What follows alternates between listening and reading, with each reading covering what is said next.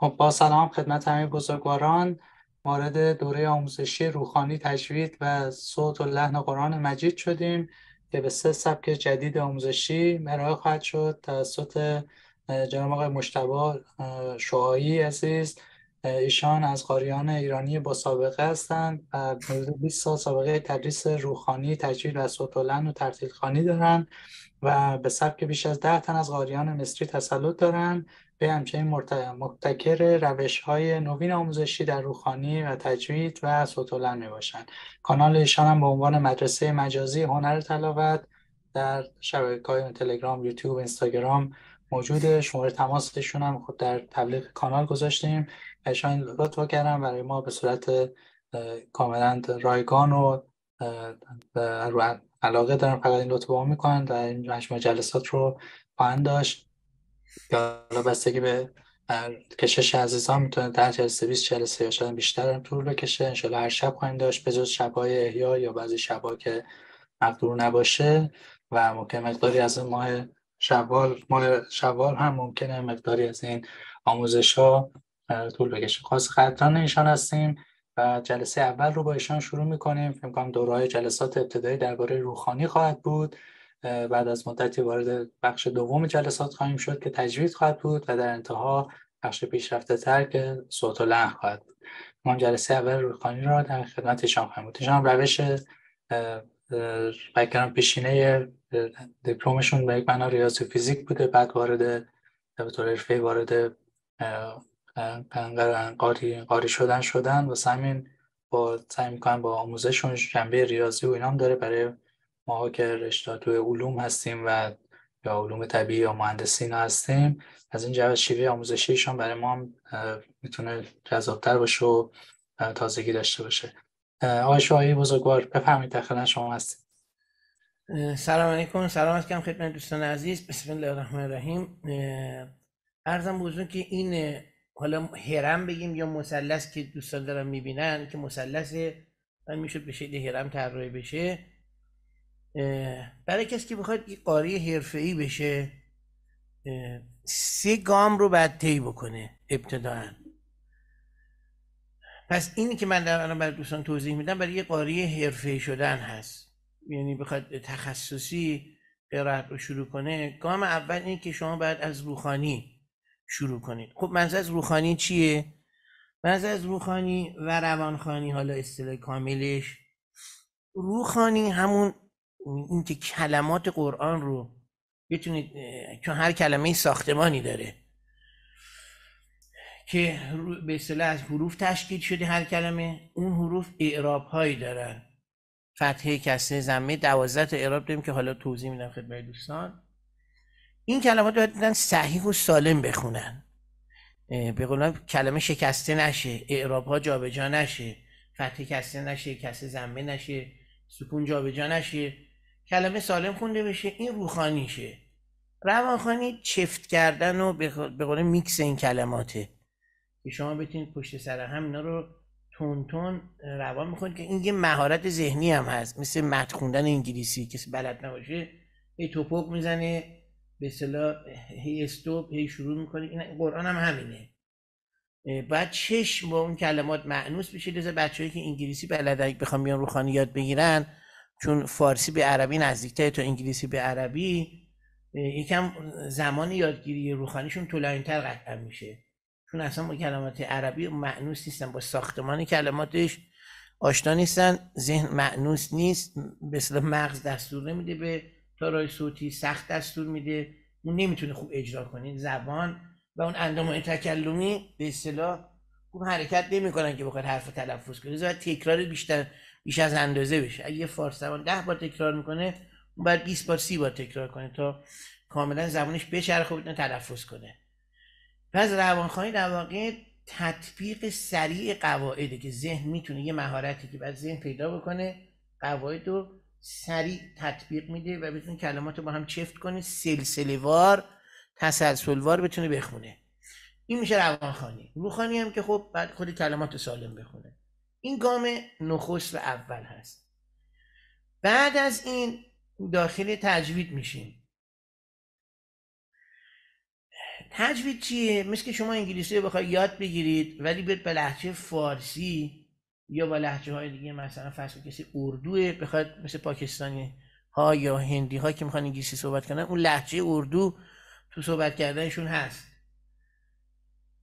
یا کسی فارس باشه بخواد به لهجه فارسی به انگلیسی صحبت کنه. هر انگلیسی زبان به اصطلاح نیتیو که گوش میده میبینی که این زبان مادری خودش تو انگلیسی جلوه‌گره، که نمیفهم این انگلیسی اصلی نیست، اصیل نیستش.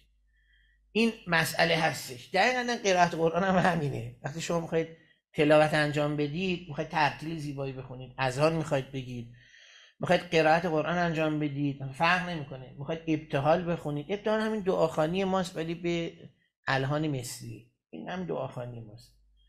یا تواشی میخواید بخونید با لهجه فارسی، اگه شما بخواید بخونید اون به اصطلاح همه کسایی که عرب زبانن یا حتی سایر مسلمان‌ها که عرب زبان نیستن نمیچسبه، چون لهجه هر زبانی سنخیت داره با اون زبان. این دوستان باید دقت کنن. نمیشه مثلا فارسی رو با لهجه ترکی خوند، شعر فارسی رو با لهجه ترکی یا شعر ترکی رو با لهجه فارسی خوند. این سنخیت ندارن. تلفظهای هر زبانی در بستر اون زبانن. یه تناسب سنخیتی قطعا باید باشه. عربی هم از این قاعده مستثنا نیست، از این قاعده زبانی. این سنخیتی باید بین تلفظها و به اصطلاح اون زبان باشه. به خاطر همین در قرآن که شما میخواید بخونید، یک علمی رو تأسیس کردن در ادبیات عرب به نام علم تجوید. خب میدونید که ادبیات عرب 14 رشته مختلف داره: معانی، بیان، بدیع، صرف، نحو، اشتقاق، ارزم بزرگش، و یکیشم لغت. یکی از رشته های اون هم که برای تلفظ هست تجویده. یعنی اصلا یه علم مستقلی به نام تجوید ساخته شده که شما میتونید تلفظهای به اصطلاح عربی رو فصیح و صحیح سالم تلفظ کنید. خوش فرم حروف رو تلفظ کنید. خوش فرم روش من تاکید میکنم، میشه فصیح خوانی. درست شد؟ خوش اندام حروف رو تلفظ کنید. دقیقا این بدنسازها که بدنشون در نهایت فرمه، اون تلفظ حروف هم وقتی حروف کنار هم چیده میشن، مثل دندون هایی که مرتب هستن، مثل مروارید کنار هم چیده شده، اون درخشان و سفید. حروف هم همینجورن تو کلمات، مثل چینش دندون، به اصطلاح دندون ها توی فک هستش. باید تمیز، خوش فرم، متعادل تلفظ بشه. هم قاعده صحیح و فصیح همینه. سالم حروف تلفظ بشن، یک فصیح هم تلفظ بشه، یعنی هر حرفی با حرف قبل و بعدش تناسب و هماهنگی داشته باشه. این تو تجوید بحث میشه. تجوید از در واقع زیباسازی تلفظهای حروفه، خوش فرم سازیشه، که بحث فصاحت در تجوید به همین معنا هست. که حالا من مفصل دونه دونه همینا تو سر خودش تو هر علمی که وارد بشه من توضیح میدم. معادل تجوید همون آواشناسیه که حالا تو ایران جدیدن دکتراش اومده، دانشگاه تهران داریم. خب غربی‌ها شاید 200-300 ساله، همون فونولوژی میشه اگه اشتباه نکنم. شایز یکی از عزیزان آقا پوریا، من گفتم صوتی بپرسن، نپرسن. صوتی دوستان بپرسن، سوالات صوتی. آقا پوریا خودتون بپرسید که من نپرسم. صوتی بزنن، میکروفون رو باز کنن و صوتی بپرسن. اما آواشناسی معادل بود. خواهش من می‌خواستم بپرسم تجوید به لحاظ تحت اللفظی به چه معناست؟ خود معنی نیکو گردانیدن از همین جوده است، به معنی نیکو گردانیدن. اینجا چون ما حروف رو میخوایم تلفظ بکنیم، نیکو گردانیدنش میشه چی؟ خوش اندام تلفظ، به اصطلاح خوش اندام بودن حروف. شما میخواید بخونید، این من دو مدل میخونم: این هذا القرآن یهدی للتی اقوم. این مدل اول. مدل دوم میخونم. اینا بعدا توضیح میدم سر جاش. حالا دوستان سوال پرسیدن من اجمالاً توضیح میدم. مدل دوم: این هذا القرآن یهدی للتی اقوم. کدوم بهتر بود؟ اولی دومی؟ از زیبایی شناختی بخوایم بگیم دومی. همه تصدیق میکنه، حتی کسی که عرب هم نباشه، ترک هم باشه، انگلیس زبان باشه، روس باشه، چینی باشه، تمام انسان ها در روی کره زمین چون ذوق زیبایی شناختی دارن، با اون ذوق زیبایی شناختی تشخیص دادن دومی قشنگه. عربی هم که میدید کامل ترین زبان در روی زمینه، چون اینقدر کامله که حتی برای تلفظ حروفش که در هیچ زبانی شاید ما چنین علمی نداشته باشیم، یک علمی در 1300 سال پیش تأسیس کرده. من 1300 سال سابقه داره به خاطر حفظ قرآن بوده. در واقع فلسفه وجودیش، وجود شناسیش این بوده که برای اینکه تحریف در قرآن نشه، حتی در تلفظ ها، نحوه تلفظ، یک علمی تأسیس کردن که این حفظ شه، شوی تجوید.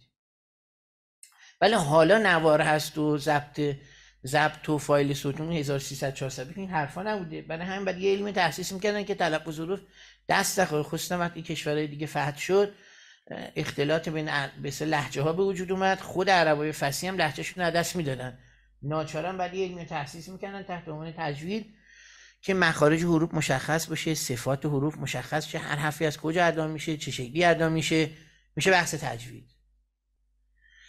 این میشه تجوید که همون نیکو گردانیدن حروفه، خوش فرم، که حالا ما نیکو گردانیدن میگیم تو حروف چیه؟ خوش اندام به اصطلاح کردن حروفه، ست کردن حروفه.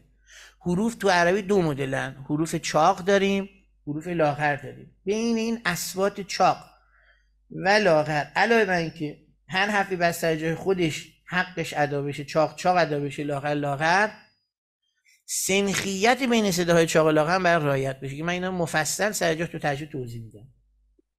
یک سوال دیگه، فرق روخانی و قرائت چیه؟ روخانی تلفظ صحیح و سالم کلمات، فقط از این حیث نگاه میشه. شما اعراب های کلمات رو بتونید چیکار کنید؟ به اصطلاح درست تلفظ کنید. من مثلا براتون بزنم، مثلا همین آیه ولو جعلناه ملکا لجعلناه، این لو رو لو نخونید، فتحه رو بیاد ضمه بدید. جعلناه الان فعله، فعل و فاعل مفعول، جعل فعل ثلاثی مجرد، نا ضمیر مفعولی، مو هم فاعلی، که وقتی ضمیر فاعلی هو مفعولیشه، یعنی قرار دادیم ما او را. درست شد؟ این جعلناه رو جعلنه نخونید. شما اگه این الف کوچولو این وسط نبینید، جعلناه تبدیل میشه جعلنه و کلا کلمه به هم میریزه. ساختمان کلمه چی میشه؟ تخریب میشه، یه قسمتش فرو میریزه و لازم معنایی اصلا معنا نداره. شما به اصطلاح ضمیر فاعلیشو که ناباشه کلا از بین بردی، شد جعلنه، اصلا تو عربی معنا نداره. این میشه روخانی. شما می در علم روخانی ساختار کلمه رو حفظ میکنید، اعرابا رو سر جاش میذارید. خصوصا در زبان عربی که یه فتحه کسره بشه، در خیلی زبان همینجوره. مثلا تو اسپانیایی یه اکسنت اگه جابجا بشه اصلا کلا معنای کلمه به هم میریزه. تو عربی این ظرافت جابجا اکسنت رو نداریم. توی ارزم بزرگی تو عربی همین اعراب ها خیلی مهمه که اعراب ها یه فتحه کسره بشه معنای کلمه ممکنه چی بشه؟ کلا تغییر کنه. حتی جابجایی اکسنت هم داریم که بعضی از کلمات که اکسنتش جابجا بشه معنام عوض میشه، ولی کمن، اونقدر شایع نیست. خب تو زبان اسپانیولی بیشتره. روشن بود برای دوستان؟ خب این که این شد روخانی و با قرائت این میشه روخانی. اما گام قرائت... دوم چیه؟ تجوید. حالا وقتی اینو میخواید ادا کنید، جیم از چه مخرجی ادا میشه؟ نه تجوید یا بین روخانی و قرائت یا فرقی هست با اصطلاح؟ بله اون قرائت الان توضیح دادم، فرقش با تجوید روخانی مشخص میشه. اما جناب شجاعی، من یک سوال داشتم. یک مشکلی که ما از بچگی داشتیم، رفتیم مدرسه و مکتب به ما گفتن ا ای او. حالا که ما جلوی عربا میخوام روخونی بکنیم، اینا میگن نه این هست ا. بله نیست، اینا من همه توضیح دادم و بله. کلی تولید اشکال میکنه. یعنی من هم روخانی بکنم ولی روخانیم همیشه نه این تلفظا برمیگه به تجوید که بخواد ای او رو اصلاح کنیم میفته تو علم تجوید. خیلی درست شد. در واقع تو علم روخانی نیست. ولی من قرائت شما هم که میفهمید ای او، این میره تو تلفظ. درست شد. ولی ای او فارسی با عربی فرق نمیکنه که این شبیه همن، 80% مثل همن. اون میره تو نحوه تلفظ، میفته تو علم تجوید که صداهای کوتاه کشیده چطوری باید تلفظ کنیم. هم خوش‌اندام تلفظ کردن حرکات حروفه. درست شد. اما صوت و لحن که دوست عزیزمون پرسیدن روحانی با قرائت همون صوت و لحنه. قرائت بهش میگن صوت و لحنه. پس بله اسمای مختلف داره. صوت و لحن بهش میگن قرائت، میگن قرائت مجلسی، میگن تحقیق مجلسی، میگن اسم مختلف میگن دیگه. آره چیزای مختلف. قرائت در واقع همین صوت. ترتیل هم میفرمایید؟ ترتیل میگم ترتیل انشعابی از صوت و لحنه، زیر مجموعه صوت و لحنه. اگر صوت و لحن شما 100 حساب کنید، یه هنر کامل و تام، تجوید میشه 70، یه هنر ناقصه نسبت به قرائت. قرائت از آواز خوندن سخت‌تره از یه جهاتی، تو خیلی طولانی، کسی بخواد حرفه‌ای کار کنه 20 تا 30 سال طول میکشه، واقعا بخواد تمام جوانبشو مسلط بشه، به اسباک مختلف مسلط بشه. نه بعد کسی 15 سال 10 سال کنه که یکی دو تا سبک بیشتر نمیشه. قاری وقتی میگن به معنای اصطلاح خیلی قاری معنی که این 3 مرحله رو طی کرده، یعنی روحانی کامل مسلط قاری جامعه دیگه. برای تمام این زیر مجموعه داره، طبقه اول هرم، دوم و سوم همه با هم دیگه تو قاری جمع بشه. روحانیش کلمات درست میکنه، تلفظ حروفش استاندارده. صوت و لحنش هم چیه؟ صوت و لحن بیشتر الهانه، تمرکز در صوت و لحن در درست خوندن کلمه نیست، در زیبا ادا کردن کلمه نیست. اینا دیگه قاری باید گذرانده باشه، یعنی ذهنش نه درگیر سالم خوندن کلمه و خوشگل ادا کردن حروف باشه، ذهنش باید درگیر چی باشه؟ الهان باشه، آهنگسازی باید باشه تو صوت و لحن. لذا قرائت قرآن قاری کسی که هر 3 مرحله داشته باشه، هم روحانی مسلط بشه، کلمات سالم بکنه، هم تلفظش درست باشه، هم ارزم به حضور شما که بتونه آهنگسازی کنه، تن هر آیه یه دونه آهنگ بدوزه. مثل خیاط که آدم چاق میده یه لباس، یه کت شلوار میدوزه، آدم لاغر خیلی لاغر یه کت شلوار، آدم متوسط یه کت شلوار. اینم همینه، آیه 3 کلمه‌ای رو باید تنش یه آهنگ بدوزه، آیه 2 خطی رو باید تنش آهنگ بدوزه. کار خیلی سختی هست این دوختن آهنگ تن آیه، مشکله.